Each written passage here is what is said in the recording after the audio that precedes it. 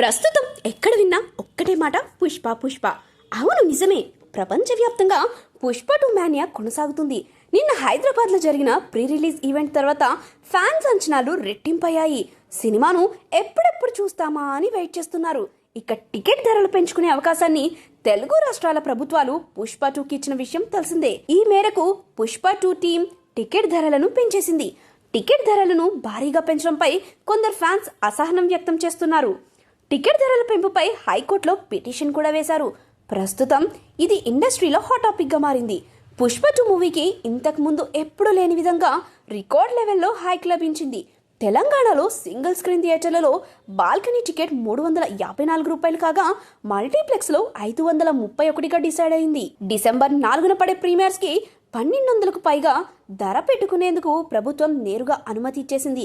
ఇంతకుముందు ఏ సినిమాకి ఈ లెవెల్లో టికెట్ ధరల్లో హైక్ దొరకలేదు. సోషల్ మీడియాలో పుష్ప 2 టికెట్ ధరల గురించి తీవ్రమైన చర్చ జరుగుతుంది. తాజాగా పుష్ప 2 మూవీ టికెట్ ధరలపై పిటిషన్ వేశారు కొందరు.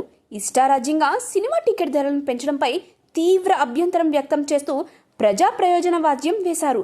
దీనిపైన డిసెంబర్ 3న తెలంగాణ హైకోర్టులో విచారణ జరగనుంది. కోర్టు కేసును స్వీకరిస్తే డిసెంబర్ 5న విడుదలయ్యే పుష్ప 2 టీంకి ఇబ్బందులు ఎదురుకావచ్చు. ఒకవేళ టికెట్ ధరలు తగ్గించాలని కోర్టు చెబితే ఇప్పటికే టికెట్స్ బుక్ చేసుకున్న వారి పరిస్థితి ఏంటి? అదనంగా తీసుకున్న డబ్బులు తిరిగి ఇస్తారా అనే విషయం మీద కూడా సోషల్ మీడియాలో చర్చ మొదలైంది. ఇక తాజాగా ఏపీ ప్రభుత్వం కూడా టికెట్ ధరలను పెంచుకునేందుకు గ్రీన్ సిగ్నల్ ఇచ్చింది. ఇది పుష్ప 2 టీంకు గుడ్ న్యూస్ అనే చెప్పాలి. కొన్ని సాంకేతిక కారణాల వల్ల జీవో విడుదల ఆలస్యం అవుతుంది. జీవో రాగానే ఆంధ్రప్రదేశ్లో అడ్వాన్స్ బుకింగ్ ఓపెన్ కాబోతున్నాయి. తెలంగాణ, నార్త్, కర్ణాటక, తమిళనాడు ఏరియాలో అడ్వాన్స్ బుకింగ్ ఇప్పటికే ఓపెన్ అయ్యాయి. తెలంగాణలో ఇంకా పూర్తి స్థాయిలో అడ్వాన్స్ బుకింగ్ ఓపెన్ కాకముందే 60 కోట్లకు కలెక్షన్ దాటేసింది. పుష్ప 2 మూవీ 1000 కోట్ల టార్గెట్తో రిలీజ్ కాబోతుంది. మరి అంతకు మించి రాబడుతుందేమో చూడాలి. ఏది ఏమైనా ఈ మూవీకి భారీ అంచనాలే ఉన్నాయి. ఆ అంచనాలను సుకుమార్ రీచ్ అవుతాడా లేదా అన్నది మరొక్క రోజులో తెలియనుంది.